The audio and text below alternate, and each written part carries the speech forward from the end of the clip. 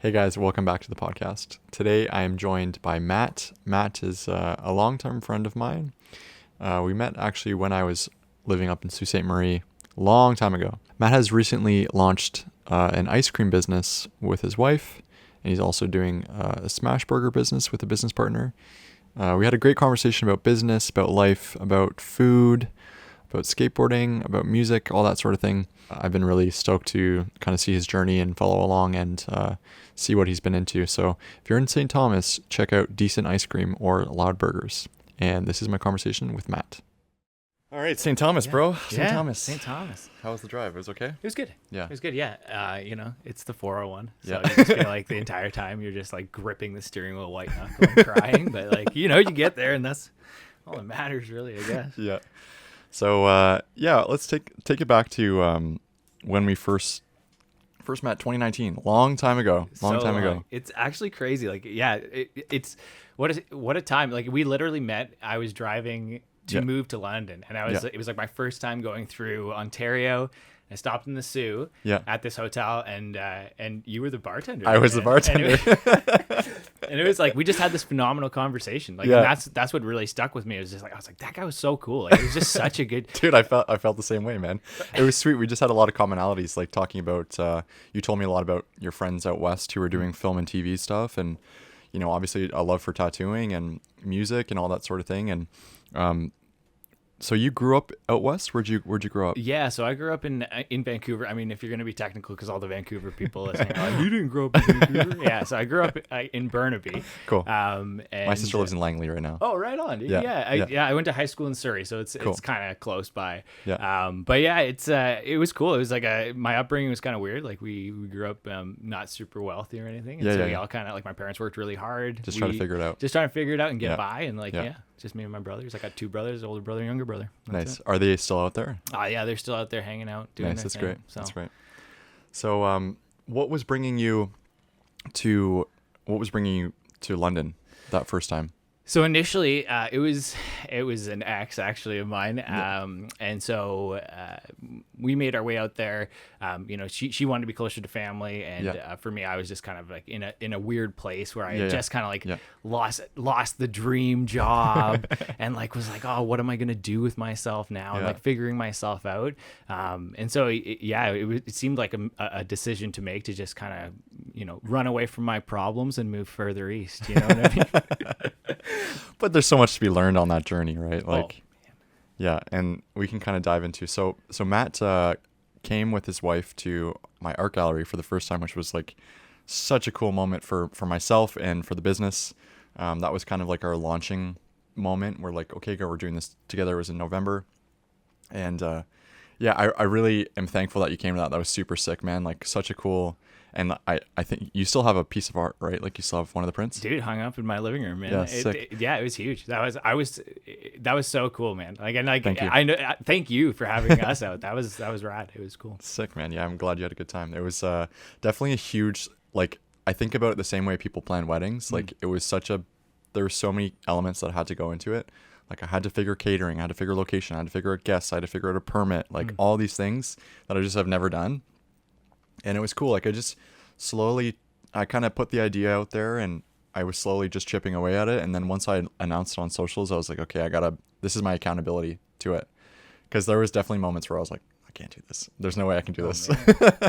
But I just kept driving on and just pulled it off. And I wish we had a video from that. That's the only thing that I kind of regret doing, is like not having a little recap from it. But I have all the photos and the memories. So, and I would I know that you probably had a struggle getting it all together and like trying to get all the pieces, but like as a person attending, like unbelievable experience. Like, I mean, your art is so cool. Your photography is so rad. Thank you. Like so diverse too, which is it's pretty cool to see. And so it was just awesome being there and just witnessing it. And like, as a person being there, like I didn't think anything of all the work that went behind it or anything, because it was just so flawless. Like, it was so well done. Sick, man. Well, thank you for that. Yeah, it was cool. I was like really blown away by the chef that was working there. Nice. Super good, like amazing food. I was like, that's what I was like. The food and the vibes have to be there. Like, those are the two most important things. Yeah. Like, everything else can, you know, people hate it or love it, whatever, but the food and the vibes like got to be there. That's So just key everywhere, I think. exactly. You know, Yeah. good food with good vibes always. So, Yeah, 100%. awesome, man. So it's bringing you to London, and now you're in St. Thomas, and I want to talk a little bit about, you know, obviously what you're doing in your business. What are you actually doing as far as, because I know over the years there's been a couple of different things that I've seen you doing on socials. So I know it's 100% ice cream first, and then you're also doing something else. Yeah. So I don't know what I'm doing most of the time. I wake up every day and it's a new mystery, but we get there. But yeah, no, ice cream, it's become like, so Decent Ice Cream is my ice cream business. I just rotate through stuff. It's basically just my ADHD completely businessified, awesome. If that makes sense. Because it literally is just me being like, what do I want to do today? And I'm like, I want to make ice cream. What this flavor? How did you first figure out how to make ice cream? Oh man, my wife is amazing. So my wife is, now I'm just gonna talk highly of my wife because how great she is. So she is she's like an internationally awarded and renowned chocolatier. That's unreal, dude. I had no idea.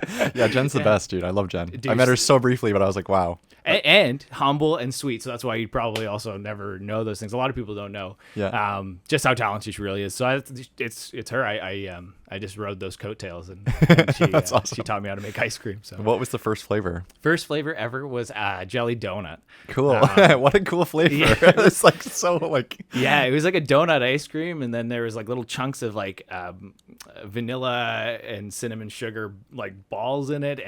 And then a jelly swirl. So it was kind of cool. Sick. And it kind of sent it off on a course. Like I was going to do it once or twice and just kind of see how it went. And it was supposed to be like this little pop-up thing.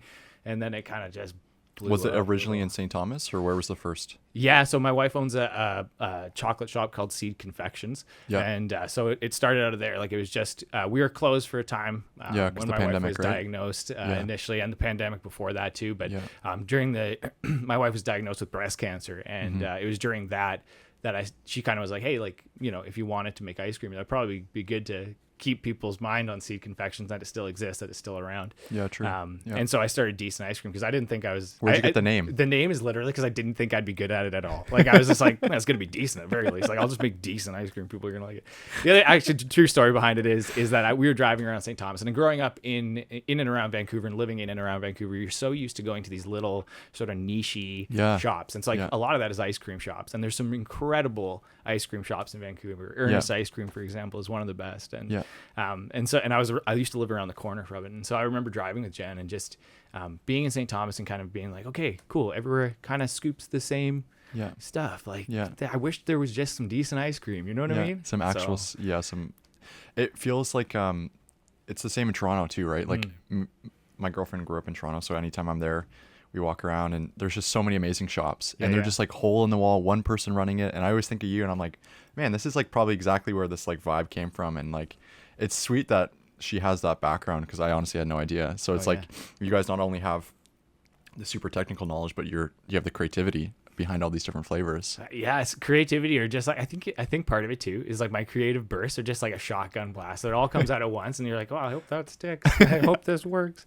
But and then it's like narrowing it down and figuring it out, and it's a fun process. It's a fun creative process to like just try new things, and I don't know, put things together that you'd never in a million years think about doing, but just trying it, you know. What's the process of actually making? So you have an idea for an ice cream. What's the process of actually getting it, testing it, getting it, then being like, this is it? Yeah. So the first thing is like, obviously you think of an idea just sitting and living your life. And then it's figuring out a recipe is kind of key too. Cause there's a lot, I know that ice cream's like a silly thing, and it's like, you can make people think it's so one way. Right. Like I had the most fucking incredible gelato in Toronto. And like, it changed my life. I was like, this is like, I think it was like Dubai style. Okay. There was nobody in the shop. And I tried this like, cause dude, ice cream either like works with my body or doesn't. So like I had it and I was like, this is unreal. I love that. This is crazy. Dude, I love that so much. And like, it's like reactions like that keep people like me doing the things we do. Is like when people are like, oh my gosh, that's like so different, or so like something I've never had, or that's the best I've ever had. Like that's that feeling you chase every single time, I think. Yeah, so 100%. And it's like, so yeah, take me through the flavors and again, the kind of the idea behind creating it. And then did you guys start with like 4 flavors, or walk me through like literally the grassroots of the business? Oh man, like that's where I want to kind of go. Yeah, so it literally was just like I had a couple of ideas of like what I wanted to do, and I presented them to Jen. She was like, yeah, we can come up with recipes, we can work it out. There's a lot of science to ice cream, so there was a lot of like figuring out how to make everything work well. And then you test like small batches. You do like a little bit, and you do different ways of doing it with different ratios of cream to milk, depending. Like now I have it pretty dialed, but early on it was very much like test. Maybe we need more cream, because I do what's called a Philly style ice cream. Cool. So there's no eggs, because there's custard and there's Philly. Those are the 2 primary ice cream styles. Nice. And so it's like you got to use different stabilizers, because usually egg is a stabilizer for some of it. So it's kind of being creative with that too. And just finding it. So yeah, we tested a bunch of small batches. I wasn't super happy with it. It came back, tried it again. And again, I didn't think I was going to be able to do it. But then Jen gave me some really good pointers, and then pointed me in the right direction to do the stuff I needed to. And all of a sudden it was less mistakes and more sort of like cohesive thought process, more of like a scientific breakdown of like, okay, I added this much. I actually wrote it down this time, and I didn't just like pour and hope. So yeah, and that's where it kind of started growing to become like, okay, this is a good enough flavor. I think I can actually sell this flavor. Like I think this is good enough quality and good enough. And that was that donut flavor. The jelly donut. The jelly donut. So that was the first one. And then so I did my first one with just having one flavor. I popped up just saying, hey, if you want to try ice cream. Like in a market, or what was at Seed Confection. So it was nice, because it was just, again, like everything was pretty quiet, and so we were just like, hey, we're opening this day. I think Jen she felt well enough that week that she had made a couple of products, like small cool. kind of chocolate covered nut stuff. Yeah. But so we opened up, and people just came, man. It was crazy. I sold out of ice cream the first day. Whoa. It was all gone. And what was your reactions? Shocking. Like for me, it was shocking. It's so weird when people choose your stuff. Yeah. Like it's extremely humbling to me. I don't think that like you're like, you care about me. Yeah. Like you chose this, like you could have gone to anybody. Like Breyer's got a good name, you know what I mean? Like, so you're just like, man, you chose my ice cream. Like it's, to me, and it still is, like, that's probably the most humbling experience to me, is when people just take the time to choose you. Because how often in life do we not acknowledge any other human's existence, and that moment they're acknowledging mine, and that's pretty cool. Yeah. And you're sharing something that's so like universally loved. Like it's such a childhood staple, like ice cream is in everybody's life at some point.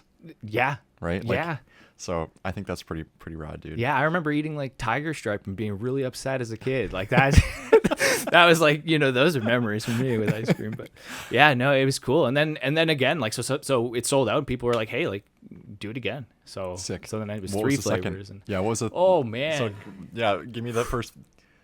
I know I'm like going on like this is probably years ago. I'm like 111 flavors now, so I'm like dialing back. I know one of them was called Ode to Summer, and like this is like again obscure thinking, just kind of the way my brain works. It was like a strawberry rose ice cream. There was like white chocolate. No, there's cheesecake in it, and then there was a hibiscus strawberry swirl as well. So it was just sick, dude. Yeah, so just kind of like that, like, and it was made in the fall, so it was like given that like last kind of kiss to summer. Nice, dude. That's sweet. So so you did those 3. Yeah, banged those guys out, and then sold out as well. Yeah, those guys sold out as well. And then the next time we popped up, so then I did a few more pop-ups, that kind of style, just 3 flavors or 2 flavors, and then it came when Jen kind of was feeling better and we were opening up the store some more.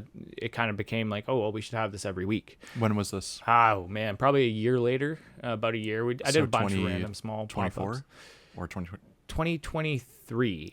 Yeah, 2023. Cool. So it was when it kind of came full swing into Seed, and then I was working at a different job at the time. I was managing a bunch of stores, and so it kind of just was this like little background thing, little kind of side hustle, just kind of fun, creative stuff. Like I've always liked music and art and that kind of stuff, and so this was an extension of that for sure. And then it took over, so it kind of just became bigger than the job I was working, and it took more time than was required, so I took a good pay cut, and then I moved out of that job and started working for myself and my wife. I worked for my wife because legitimately, I have no intrinsic motivation whatsoever. I have like for me, I wake up every day. I'm like, well, I could do nothing today. That'd be sick. like I'd be like, that would be the best. And just like I'm just an appreciator of life and simplicity. Yeah. And so for me, I'm like, oh, work, anything is work. And it's, so I'm like, okay, I have to go to work for my family because that's important. I need them to like me and not be ashamed of my existence. And, you know, and I need to go to work for the people that I work with, like, you know, with my other business too. Like I have a business partner in that.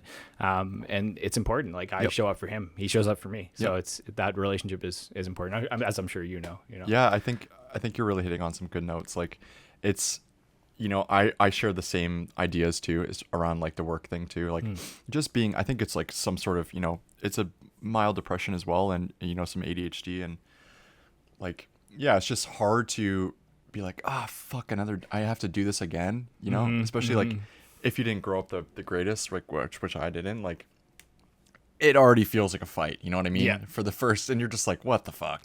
So and that's just every day is a fight, and you're like, so, but I've noticed myself, like the more that I've just kind of leaned into just the actual consistency in the process, just showing up every day, regardless of how I feel, regardless of where I'm at, you know, I'll show up. Sometimes I'm at the office for only like a couple hours, and I'm like, okay, I at least showed up. Yeah. And then most days, but then that snowballed to like feeling really, really good. And then, you know, I've just turned on a little different parts of my life, like fitness and food and all that sort of thing. And now I feel so much more energy than I've ever felt ever. And I think it's just a matter of that, man, like just showing up, and the fact that you're showing up for your business partner and you're obviously your family, and like that's where it starts. You know, because I think a lot of people would relate to that idea, especially young kids. Like I definitely felt that really hard in college too. Yeah. It was just like, oh my God, I got school, I got work, I got my social life, I got friends, I got partying, like all these things I got to show up for. And sometimes it's just like, I just want a month in the woods by myself. Dude. Yeah, it's like my language. Do you find that routine has been like a big helpful thing to you? Yeah. Yeah. Cause I like, again, bartending, right? There's structure in the evening. So from, you know, 4 till midnight, you're doing something, you're on your feet. But before 4 o'clock, it's like, what the fuck? What am I supposed to do? Yeah. So the thing that I did with Deadline when we started it is I made sure that like, okay, I need to show up like I would any other role, as far as like, if I worked a corporate job 9 to 5, I would be there 8:45 every day, like no questions asked, showing up. And I've tried to have balance with that. Like I'm not that like strict about it. You know, I still let myself sleep in if I need to, on some mornings, but overall I'm like, okay, like just be in the office. You know, for me it's a shorter commute, so I'm like, I could just also just getting the act of getting out of the house, you know, grabbing a coffee, making yourself something to eat for breakfast, getting out of the house, and then just being like, okay, what else do I got to do? And then you're just, okay, this, putting things together slowly. So that's really helped me for sure. Fair. Yeah. Because before I was like, my only real like work experience was just like in the evenings. So I really had the most shit routine for so many years of my life. And that's like prime editing hours, isn't it? Like you're still good for that, right? So I know. And it's like, it's funny. One of my editors like asked yesterday, he's like, yeah, like I'm really trying. I asked him like what his schedule, because he got back from a trip. I was like, what does your schedule want to look like now? And he's like, you know, like I really want to avoid the late night hours, the grinding in the late nights. Like I know Troy can relate to that. And it's just like, I was like, dude, I 100% understand. Like, let me, like, how can I support you in that transition? Because it's tough, dude. And especially tough when you have your friends and family on different schedules, and you just kind of feel like, oh, hi, I haven't seen you in a month. Yeah. Oh, dude. Yeah, that's fair. Yeah. That is fair. So, taking the leap from full-time job to full-time your own, talk me through that, because dude, you're speaking to the crowd right now, man. Like Troy left his job and asked me, I think I don't know over text or how we talked about that, but it was like more along the lines of just like, hey man, I did this, you down? And I was like all right, I have this trip booked, and then as soon as I get back from the trip, I'm like, I'm 100%. And I remember calling him in Vietnam, and he's like, yeah, like things are getting busy, bro. Like I need you home. And I was like, dude, like that was the last country I saw. Yeah. So I was like, dude, I'll be there in like 2 weeks. Give me like 3 weeks. I'll be home. And as soon as we hit the ground running, it was like insane. And then obviously, like, you know, we learned a lot of lessons in the first year, lost a lot of clients, whatever, like ups and downs of the first year. And Right. now it's just like thinking back, driving here yesterday, like I wrote that yesterday. Why are we doing this? Because like I was thinking, and I talked about this yesterday on the podcast, is like for me to think about the position that I'm in now, when I was bartending full time, when I met you, like at that time in my life, that was when I was like the most romanticized about one day I'll be full time, you know? Yeah. And it's so easy to like romanticize it, but not actually fucking do it, Yeah. you know? Yeah. And it's taking that leap that you jump off the cliff and Hell you're yeah. like, holy shit, Yeah. I have no more excuses. Now I have to do it. Now I have to show up every day. I gotta do the thing. Without me, there's no progress. Yeah. So, yeah, talk me through those kind of ideas, man. Oh my God. Yeah. That was like, I think that was the most stressful period of my life for a little while there. Cause it was When was the official point? When did you leave? 2024 was when I officially left. So it's been a year. In January? Or like it was August. So August, cool. Just over a year. Yeah. And it was like it was a very whirlwind sort of situation. We had gone on vacation. And we were kind of just like sitting and chilling and talking, and she's like, why are you doing this job? Like, what's keeping you there? And I was like, well, it's a paycheck. Yeah, obviously, like everybody needs that. Yeah. But then even more so, I became kind of like, well, like I'm working so I can hang out with my wife. And then I'm also working so that I can do my side hustle. Yeah. And then I'm trying to also like, still have time for all the other things that come in life. So it was this like, oh yeah, I guess I don't need like the steady paycheck thing is amazing. It's really nice. And like, don't get me wrong. If you're like, that's an important, you need that at points in your life for sure. But there's also a time where there's like, okay, time to just take a risk. And like, I like ADHD embodied, it's impulsivity is also like a thing for me. So I had to make sure that I really wasn't being impulsive by just being like, see you later job. And so we talked about it for a little while, and we were both kind of like, yeah, no, this is the right thing to do. We both want to hang out with each other more. We want to spend more time with each other. And I was done managing other people's businesses, and I just wanted to do my own. So I think that probably was really informative as well at that time in your life, like seeing how you are honestly probably like one of the key players as far as a manager for other people's businesses. Like I see that in your personality, probably a huge asset. And like, I feel like it was a probably pretty easy transition of like, okay, I've done this for so many other people. I can do this on my term, you know? It wasn't because it's like at one point you're just, and it's just like a total financial thing. Cause you're just like, oh, financially, it's not my money. You know what I mean? Like you're like, oh, I can, yeah, sure. Let's buy the thing, buy the whatever. And then when it's your money, you're like, I don't think I need that thing. Yeah. I can do without. I can keep this thing that's been around forever. I was literally, when I still for like the first 3 months of like full time working at Decent and for Decent I was using like home churning machines. Like straight up, I had like 5 or 6 of them running at a time, and like just try to make it like a batch. And it was ridiculous because I just was like, I don't want to upgrade. I don't want to spend the money. Yeah. And then eventually, you just got to bite the bullet and say, okay, I'm investing because this is where my money's coming from. You got to put some money back into it, you know? Yeah, 100%. So. I think that's like, all, there's so many, I spend a lot of time listening to mentors and like listening to podcasting about business. And they talk about this one guy, Joey, who I want to have on the podcast. He talks about 4 different ideas. He talks about how you have an idea for a business idea, whatever it may be. You have an idea, then you kind of grow the idea, and then you get stuck in chaos where you got 5 machines running at all the time. Does it ever end? Does the chaos part stop? So the thing that he says is you have to go back to the idea. So you have to reinvent. So you go to chaos. You look at everything that's not working in the business, whether it's hires, systems, you don't have enough people, you don't have enough. Oh my God, my edits are backed up for 4 months. Like you got to go back to the idea. Okay, what do we need to do? What is the solution? Okay, give me an idea. And then you incubate the idea, and then you go to chaos. So that's the cycle. But people in business get stuck in that top cycle, and they think the ladder is at the top where you're already there and you've already been like, okay, I'm doing the thing. But it's like, you got to keep reinventing. And I think me and Troy have that conversation all the time. It's like, all right, we're stuck here. What do we need to do? Do we need to offer different things in the business? Do we need to do this? And we've been doing that. And now we're out of that hump and we're over. And I was telling you outside, like, we might hit an insane milestone this month if we can pull it off. And these are milestones that like I literally honestly, genuinely believed never was possible.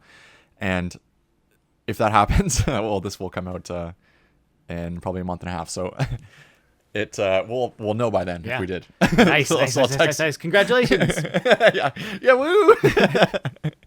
But no, it's cool, man. Like I think it takes a certain type of person to take that leap, and I think it's really great that you touch on like not wanting to be impulsive about it, because that's such a thing, man. It's such a thing. Like even, I think in our business too, like we have to be like the impulsivity and the fire behind it is what keeps it exciting for sure. But when you have a bunch of other factors, you just need to be smarter. I don't think anybody should stop taking risks in their business. I think it just needs to be a lot more measured.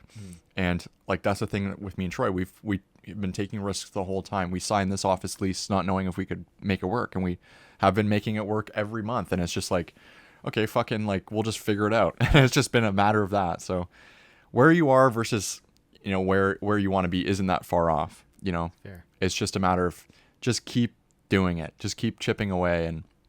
But I want to hear more about, the flavors and the growth within the last year. Cause the first year is like, honestly, the most chaos and the most fun. I mean, again, like the benefit is having a partner who has been through it all. Like she was in business already for 7 or 8 years by the time I jumped on. Right. So that's great. So when I had where was she operating it? So her story is crazy. She moved back to St. Thomas, moved in with her parents, and then was like, I don't know what I'm going to do. So her parents ended up building a kitchen for her. And so she worked out of this like super tiny little kitchen for so long and like just built it up through markets and like all this stuff. And eventually had the opportunity to buy a building, bought the building, and then opened Seed. So the official location is Seed, which is awesome. Super awesome. So also owning that is such a crucial, right? Like, dude, not getting changer. Yeah, obviously you're getting hit with a mortgage payment, but it's like a lot different when it's like, hey, I got a rent payment to make, commercial rent space. I got a 3-year commitment. So that's awesome, dude. Yeah. It's been, and that's the other side of the business too, is owning the building and having that space. We have a second kitchen that we rent out. It was hard to start off. It's hard to find a place to start, and so we have this like innovation kitchen that we rent out. That's awesome, dude. To small businesses, and so that's another kind of part of what we do. Yeah, but it's kick-ass. But yeah, it's cool. So with those ideas though, right? Like you have obviously a bunch of moving parts and a bunch of things going on. Like how it just started with Seed, and then you guys were like, oh, this might work, or what was the kind of the process behind that? Okay, so I mean, I'm not a smart guy. Sure you are. Sometimes, but not most of the time not. But it was initially just because I was like, Jen, what can I make? Like, she's like, well, you like ice cream, and like you've been looking for something better than what exists, so make it. And so that's genuinely how it started. It was just because it wasn't well, and like with her having to teach me, like she couldn't be as hands-on necessarily. She didn't feel up to it half the time, but for her to be able to give me instructions, and I follow instructions really well if they're written down step by step in front of me with numbers beside them. So yeah, I'm good. Cross at them out as you go. Yeah. I know I did that one. So yeah, that's that was huge. It was the only reason it started. It was the only reason, and like same with now, like with the other business that I got going on, it wouldn't have started without her either. It wouldn't have started without, her pushing me to be like, you can do this. Nice. You're a big boy. That's awesome. Yeah.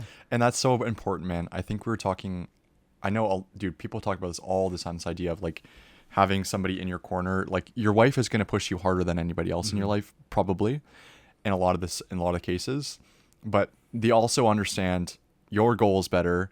And we did a podcast with a good friend, and he just hired his wife for his business. And I think he said, like, nobody's going to ride for you in the business harder than your wife or somebody in your family, right? Because, like, they just actually give a fuck about you succeeding. True. Because it affects their life, too, selfishly, but also because they understand your goals, your values, and you as a person at a core. And especially when it's a romantic partner, it's just that layer is so much deeper. And then, yeah, I think it's super cool that you guys have that. And I definitely seen that in her when I met her just briefly, right? Like, but from Icecream, you guys opened the Ghost Kitchen, sort of innovation kitchen, which like that could be a whole other thing. You could pitch that to TV shows, dude. Like that's a whole nother way you could take that. Yeah, in theory. Yeah, true. Yeah. I'm not, again, that's true. I don't know the permits behind it or what would be involved. Yeah, it's a weird building, man. It's like super old and like looks all like put together from the outside. It's just like bricked all up, but it's like been there since like 1890. They've just like added all this crap to it. So you're like, cool, that's how it looks. Sweet. So then your business partner, talk to me about meeting your business partner and getting a burger thing going and what's that, where we're at with that right now. It's my most favorite thing to talk about right now. It's because big things are happening with it. But so my business partner Corte and I, he initially, like, we were working together actually. So he was at the shop. The he was just a hire, or what was he doing? He was like, I met him there initially, and like he was one of my employees there for a while, and we were chatting and kind of hanging out. And he was thinking about going to culinary school. He was like kind of headed that direction, and he didn't love his job at the time that he was working. And so I was like, oh man, come work here, like just whatever. And we were working together one night. And we were just talking, just whatever, shooting the shit at work. And he goes, yeah, like, you know, I one day I want to do my own thing. And I was like, oh dude, I would love to open like a burger shack or like a fried chicken place or something like that. And he was like, yeah, that's the dream. I was like, dude, let's go make smash burgers. Let's just do it. Like, let's make smash burgers together. Let's eat them. Let's see how they are. Because if you like cooking and I like cooking, it would just be a good time to hang out. So we hung out. We made smash burgers, and both of us at the same time, after making these smash burgers, we literally looked at each other and had like tears, like no lie, both of us, tears in our eyes. Yeah. And we both were like, we should sell this. Like, why are we both love cooking. We both love innovation and creativity, and he's such a technically talented chef. Cool. That it worked really well in tandem, right? From my side of things, I'm a little more chaotic. I tend to throw things around. Ingredients are everywhere. It's an absolute disaster in the kitchen when I'm done. You need both. And then there's Corte, and he's like everything is super precise and measured and like so well thought out. And I think the balance of us both has been like a huge driving force behind Loud Burger is what we're called. Loud. So, That's Burger. awesome, dude. Yeah. Loud. That's sweet. Yeah. So what's the menu? The menu is simple right now. So, we did just sign like a pretty big agreement with. If you can talk about it. I can. This will come out in like I said, probably a month. We have a queue of episodes. So. Oh, nice. Hopefully, So hopefully we're still there. That'd be sick. But yeah, so we signed a partnership with Port Stanley Brewing. Wow, amazing. Which Congrats. is like a newer brewery down in Port Stanley. It's amazing. It's right on the water. Yeah. And so we're going to be working out of there for the next foreseeable future. So that's Sweet. really, really rad. So just providing menu items for this brewery. Yeah. So yeah, we're essentially their kitchen. Nice. Yeah. Are you able to are you white labeled through that, or are you able to advertise as your own company? Are you still Loud? Yeah, so we're independent still, and like they have some expectations of us, we have some expectations of them, and it kind of goes back and forth.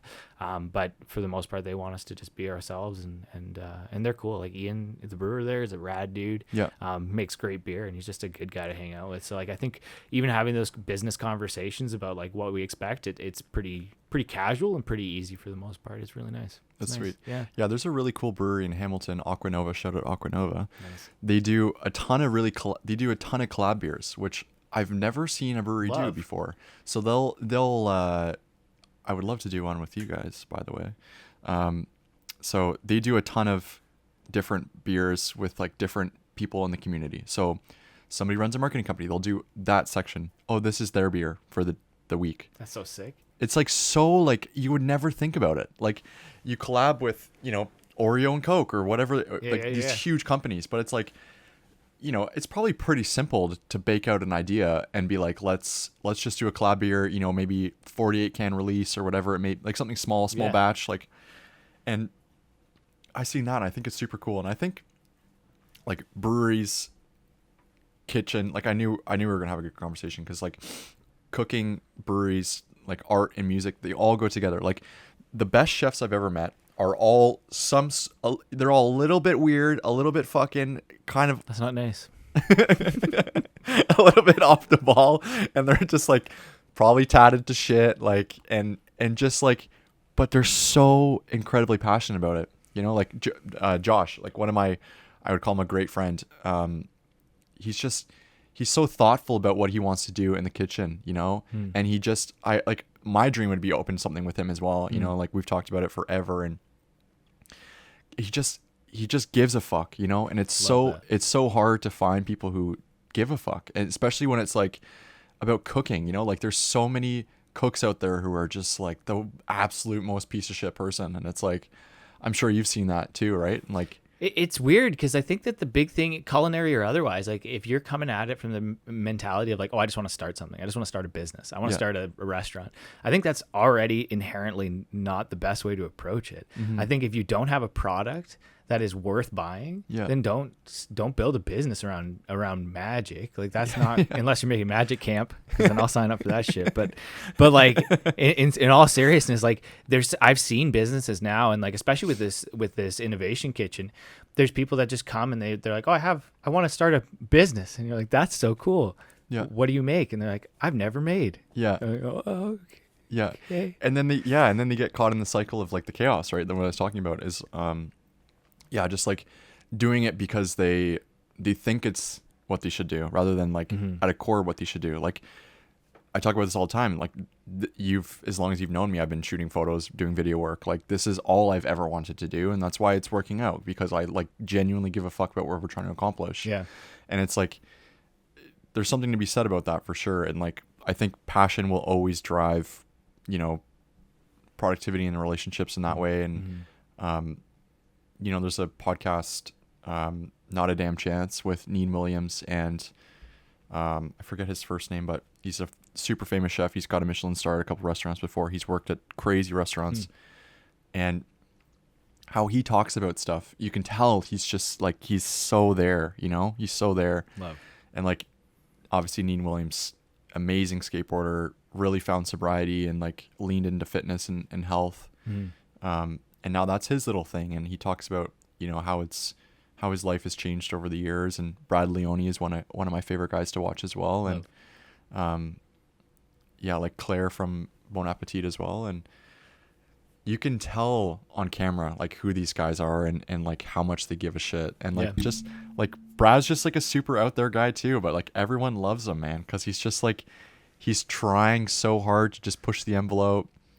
And he's actually like just making really good shit. Yeah. But I think that's the same with like when I met you, it was the same thing. Like you were so passionate, so deeply passionate about what you were doing. And like I've watched you make those things happen and make those things grow and like foster their growth. And like that is so fucking rad, dude. Thank you, man. Like, thank you. There is nothing better than watching somebody succeed at the thing that they've wanted for so long, or like the thing they really care about.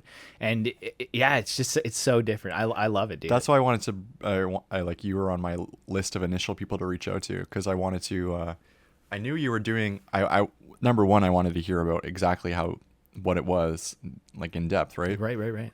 But number two, I just knew that like, you've always been that kind of way as well. It's just like, I knew whatever it was just going to be probably fucking unreal. Like, I was like, but I don't know. It's pretty cool, Matt. I've been thankful to know you, man. I think, but let's go back to the brewery and talk about the menu. So I think we went on a tangent after breweries, but walk me through the menu. What are you guys trying to do? What is the menu right now? Where do you want it to go as well? Oh man, where we want it to go is so Corte and I have a very similar mentality when it comes to running the business, and it's sort of, we are receptive to what we hear from people. Cool. So when people are like, oh man, why aren't you guys more permanent? Why are you just doing pop-ups? Like why can't I get you every weekend or whatever? Yeah. And so both of us are like, okay, we need to find a place to at least have more consistency. Yeah. And both of us agreed that like we weren't at a place yet to be able to do, like, cause again, like him, I have decent, he actually is already a full-time chef at a golf course. And so like it was a challenge of like, how many hours can we dedicate to this? And like, logistically. And it's also, we want to watch it grow though. So where do you find that balance of like, okay, I need to dedicate so much time to this, but I also need to live my life and make sure that I'm, you know, in Corte's case, getting credentials and like getting, you know, appreciation within the industry and everything else. Right. Yeah. But at some point it's the leap off, right? It's and so we're ramping up over the course of the winter to just kind of work through the weekends, because basically all we're doing is Friday to Sunday. We're doing evening service on Fridays, all day service Saturdays, and then just like a brunch, because we make a pretty killer brunch burger. It's got like hollandaise on it. It's Nice. got a hash brown and an egg. It's pretty banging. Sick. And so what are your core items right now? our actual, we have literally, it is like all based off the one burger. It is Cool. based off that. We made our seasonings, our sauces and everything are sort of like, they were centered around building it from, where do we go from, like, how do we want the patty to taste? How do we want the bun to taste? What textures are we looking at? Like, what's the flavor in totality rather than just individually? Cool. And kind of giving, like, we want to make sure that every bite has its own character. Yeah. And so that's where we built everything. So the first burger we made, it's literally just burger sauce, pickles. There's 2 patties, cheese, bacon. That's Nice. it. And onions in that guy too, like just jammed into the burger. Love it. And so it's and I don't know, I can't even speak to it's banging. It's fucked. Like that burger fucks. Nice. So I don't know how else to say it.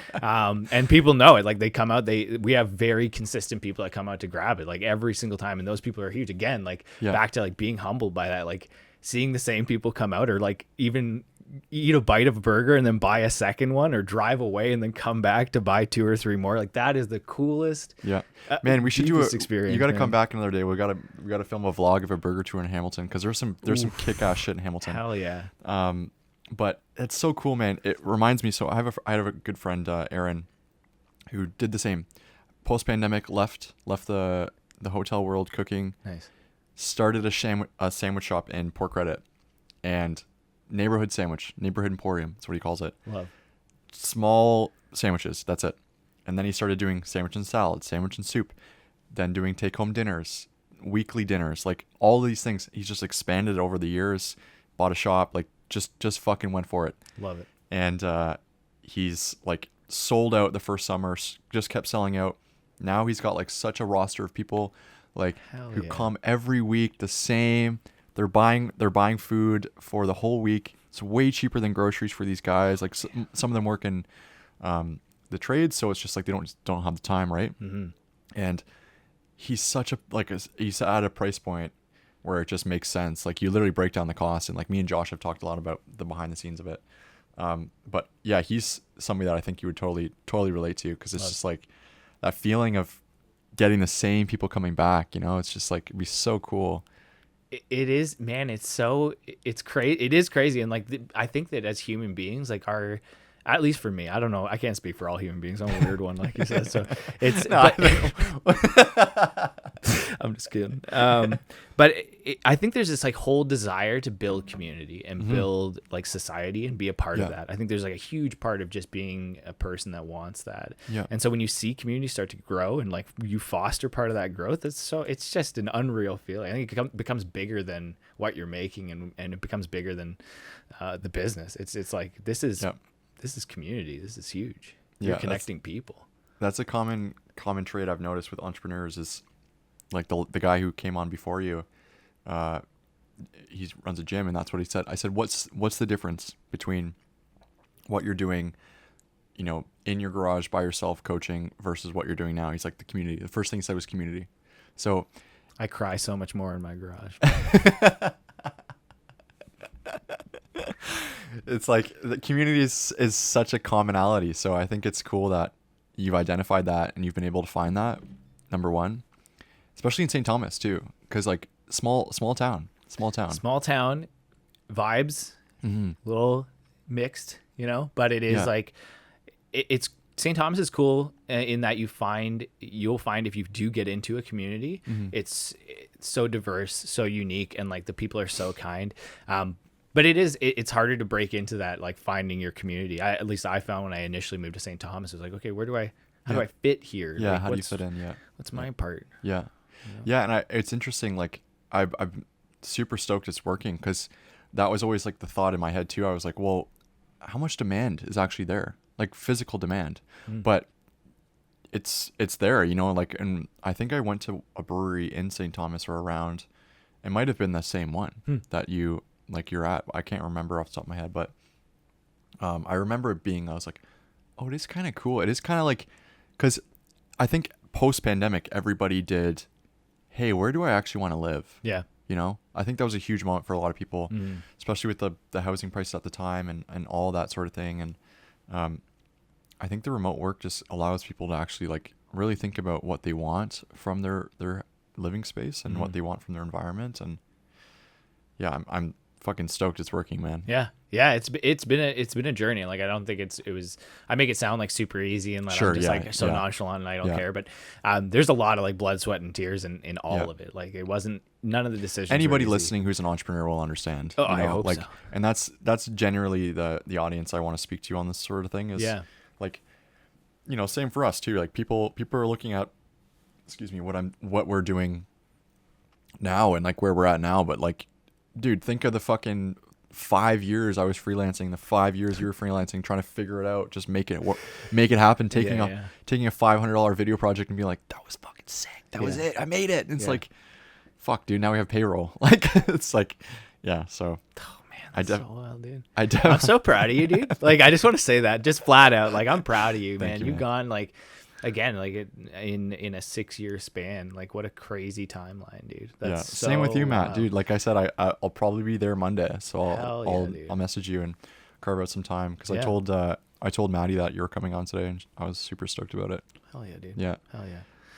That's sick. So outside of the brewery, so you have that brunch burger.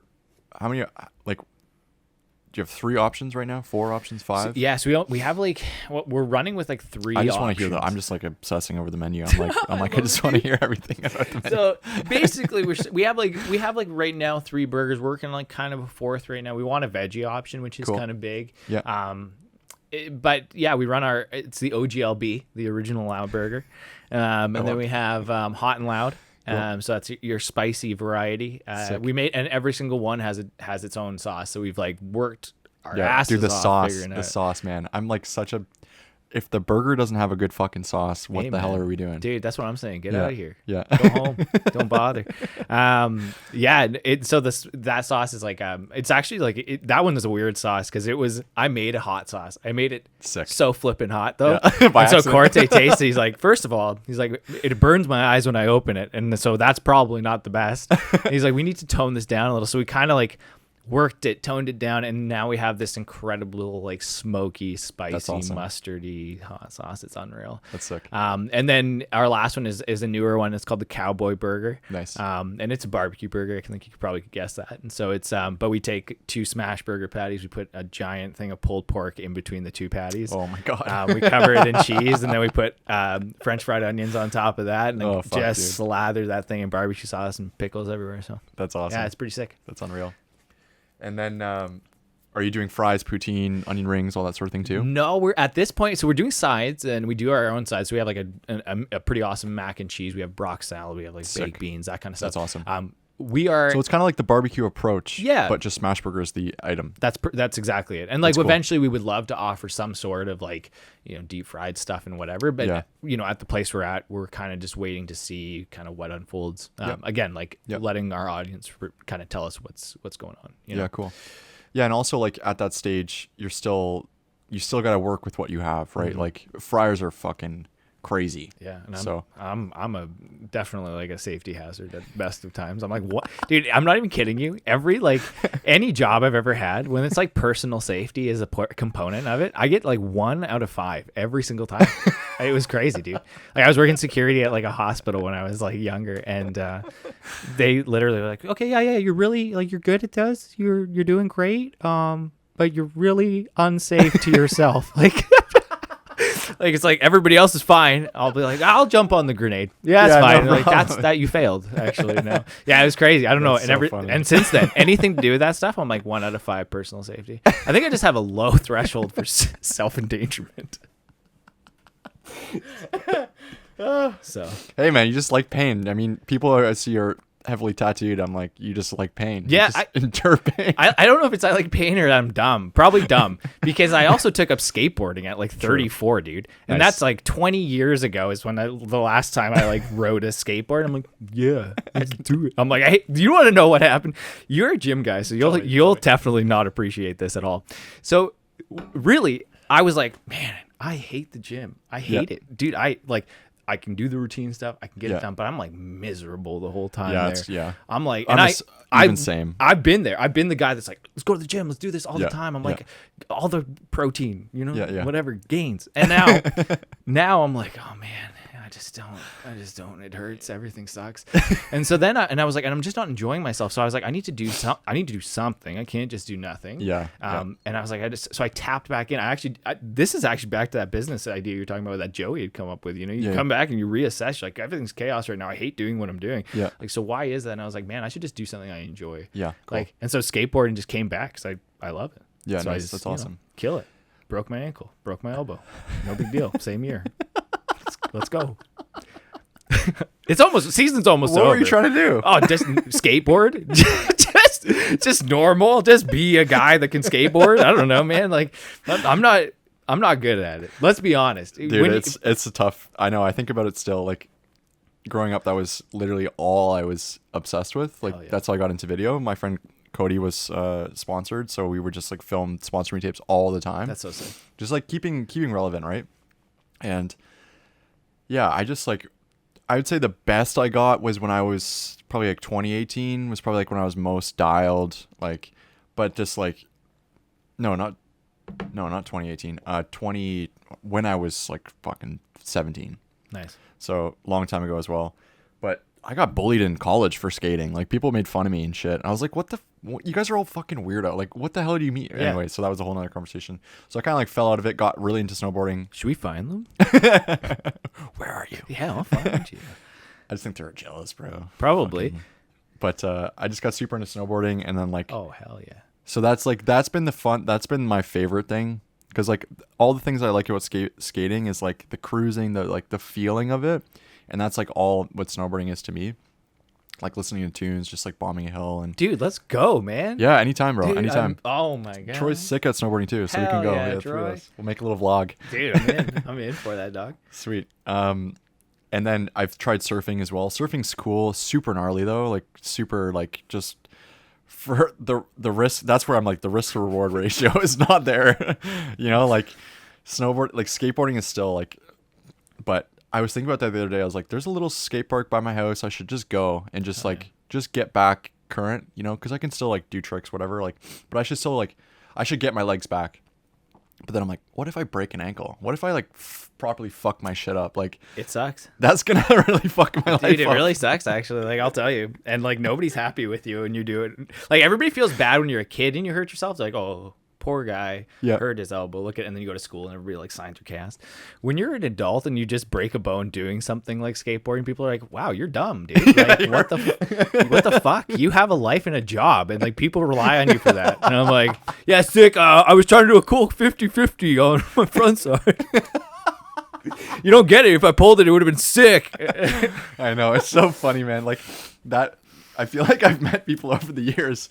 Not that like you were a skater like before, so it's like I've met people who are like there's this TikTok girl I found. She like is in her 60s trying to skate, which like Hell yeah. I think okay. Hell yeah. As an overall, I think it's rad as fuck. Anybody trying to do anything they haven't done before is sick. I think admirable is the word I would use. Yeah, admirable. So like but I see her like fucking her shit up, and I'm like, dude, you're almost 60. Like, Yeah. you can't. I'm like, it took me like 5 years to learn how to like be comfortable on a skateboard. Like, and I'm like, you just gotta know that like it's a long haul. Like, skating is the one thing that's like looks super easy, is super hard for no reason. Hard. Like, Well, it's also nice too. I mean, but the cool thing is if your grandma busts her like coccyx, when she's skateboarding, that's like a wicked story to tell your friends. Like, yeah, my grandma's in the hospital. Oh, what happened to grandma? Oh, she was doing a kickflip. she was trying to skate. She fucked her shit up. I just remember being in Australia and seeing this 12-year-old kid drop in on a mega ramp, like legit Hell vert. yeah. Dude, that like Danny Way stuff. Like legit vert. That's wild. And he's just like so Australian, long hair, screaming. He's like, Mom, come film this. And he's just like drops in so clean. He just has no fear. He's 12. Yeah. I give him my skateboard that I bought. It's like a little Santa Cruz Cruiser. I told him like I cannot kickflip on this thing. He does kickflip rock first try, and I'm like, you're 12. How are you alive? I'm like, you haven't even kissed a girl, you loser. Yeah. You do the most. Is that what you yelled at him? You're No. like, you haven't even kissed a girl, you loser. No, I was Good kickflip though. I was just sitting there, just so defeated. I was like, Man, that's like what's soul crushing about skating is just like knowing that you're here and then you're just like, man, this guy's 12. Also, it's like people now, like there's so many people coming out of Japan who are just like, oh man, the most insane, dude. Like, it's fucked. I literally just watched a video on this like skate crew called the Osaka Daggers. Yeah, dude, craziest looking skateboarding I've ever seen. It's like freestyle on crack. It's crazy as shit, dude. They're like climbing stairs and like doing dark slides on like, and you're like, what the, like just so different than what. Oh, I love it. It's like Andy Anderson beyond, man. Yeah, it's so cool. Yeah, Andy Anderson's sick. That's cool. You love that, dude. Yeah, he's insane. But yeah, fuck, man. There's so many things to talk about, but like. Taking it back to just the menu items, right? Like so you're doing the core offerings. What do you think's next? What have you seen? You're a year in. You've had an opportunity to kind of just adapt. And I think a piece of advice for you is just keep thinking long term. Keep thinking 1 to 2 years ahead and thinking like, how do we get there? What's the goals? And even if they're fucking insane, right? Like we always had the goal of getting an office space, timing, and just follow the universe as far as when timing will happen. Because like, you know, there were so many spaces that popped up that were like, oh, that, you know, it would be good, but like it would be so annoying to kind of like get it to where we want it. You know, as far as like we'd have to renovate it, we have to put a bunch of man hours into it. It's a lot more expensive than we want. And I'm like, just let it. I just kind of like let it go off to the wayside. And then something pops up and you're like, that's why that went off to the wayside. So that's kind of like my philosophy towards that sort of thing. It's just like, if you don't feel it in your gut that like this is something I got to do right now, it's probably not the right decision. I feel that. I feel that. And I think right now we're both reveling in this like new partnership and this like new agreement.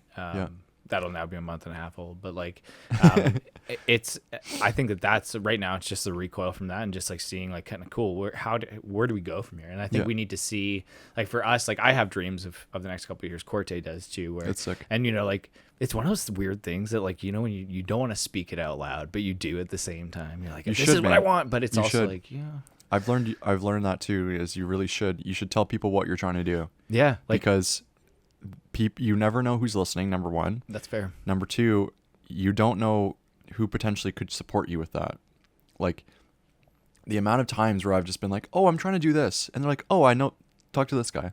Nice. And I'm like, what the fuck? Yeah. So I'm a huge believer in like, talk about what you're doing. Fair. But like, there's a lot of people who just talk and don't do. But like, no, true. So balance the fine line, which I don't think you're one of those people. No. It's like, if you're trying to do something, like, don't be afraid to say, be like, this is what I'm trying to do. Because people are going to be like, that's sick. But also be very careful of who you listen to. Because there's going to be man, the amount of people that tell me like, that'll never fucking work. And it's like, for you, maybe. Yeah. For you. Yeah. I'm going to make it work. 100%. Like, and I've been that guy, dude. I've been that guy that was like, that'll never work out for you. And I think it took a long time for me to change that mentality, even for myself. Just to stop putting that out into the universe that it can't happen. And I agree. Like, I mean, for me, like, the long-term dream of dreams would be to have like a few different locations of Loud Burger. Yeah, sweet. It's a very like we've designed it and made it to be able to be replicated easily, and like awesome. We can train people on it fairly easily. And we did that intentionally, like obviously wanting to grow and see the longer term vision. But you know where we're at right now, it's going to be Corte and I grinding out burgies. That's awesome. You know, for the next little bit. Well, look at Rosie's, man. Look at Rosie's burgers. Like. Check them out. They're just do smash burgers. They do a fried chicken sandwich. They do, you know, onion rings, fries, regular menu items. But they do a really kick-ass pudding. Oh, hell That's like one of their main staples. Bizarre, but hell yeah. Yeah, like they do like I think they got. I want to chime in because I just got their banana pudding and then also their like pumpkin pie pudding. Insane. Yeah. Like, so unreal. The banana. Dang. Troy just they said, do a pumpkin pie pudding. Yeah.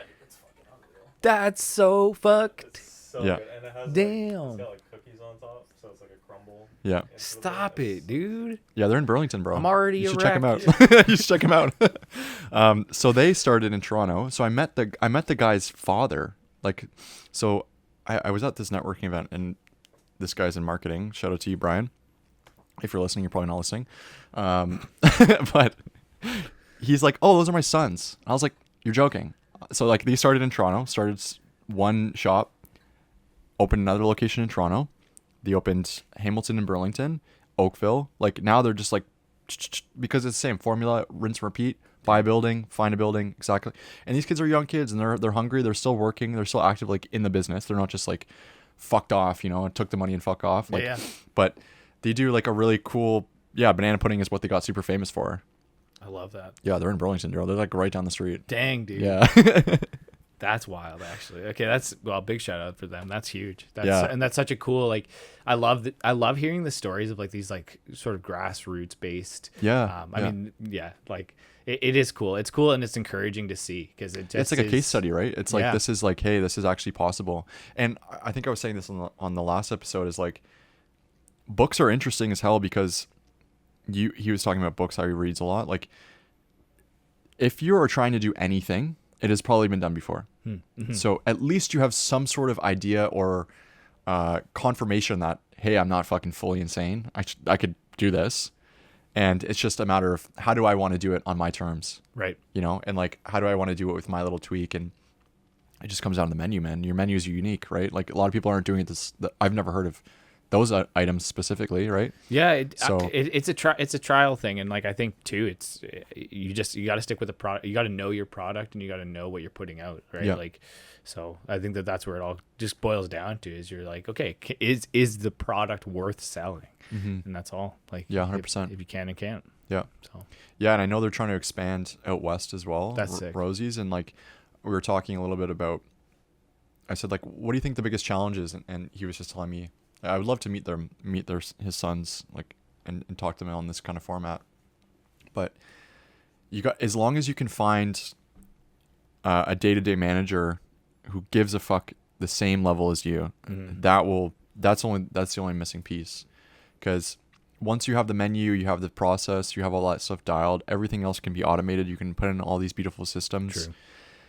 It's about the people. As 100%. long as you can find somebody who's like equally into it and like sees it, you know, sharing the vision. That's like what our mentors have talked a lot about is like, it's not about having the best product or best this. It's about having people on your team who will want to see the business succeed and want to grow with the business as well. Yeah. And like, yeah, if that should be your kind of your litmus test of like, everybody is just like, is this person looking for a role? Or they like really give a fuck about what I'm trying to do. Yeah, that's fair. Yeah. And like a big passion of Corte and I is like hiring youth.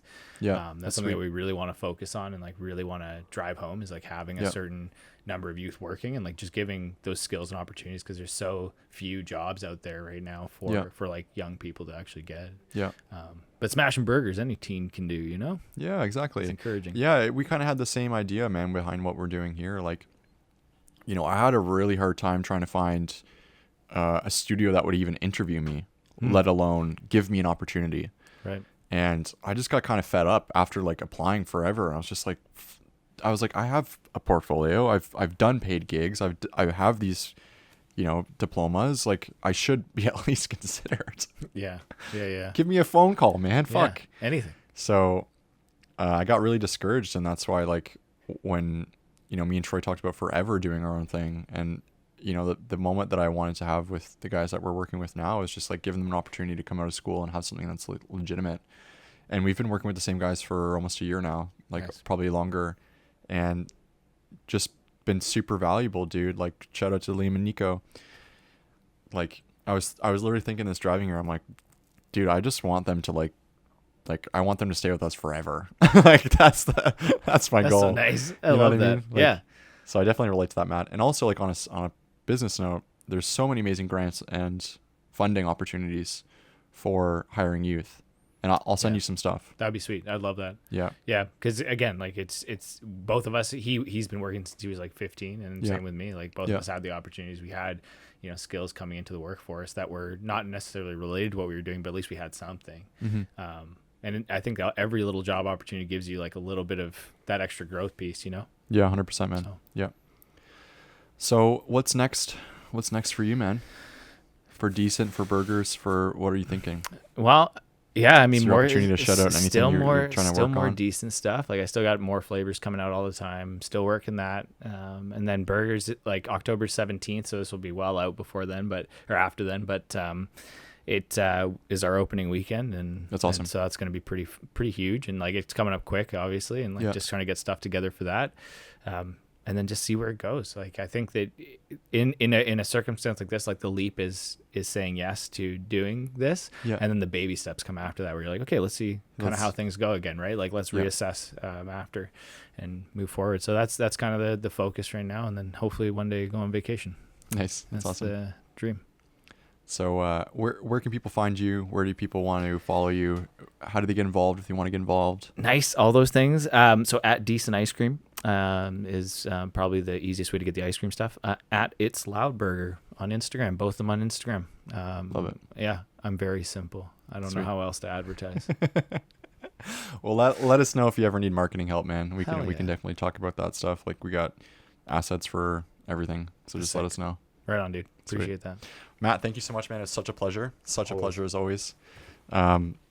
Great to see you, man. After the years, last time I saw you was the gallery. So I know we've stayed in touch since. But true. Like I said, I'll try to come. Like I said, I'll definitely message you if we end up going to St. Thomas on Monday. And we'll cover some time for sure. Nice. And then hopefully a month and a half we're still friends, and after Monday. Otherwise, it's gonna be an awkward edit for you. We'll try. Fucking hate this guy.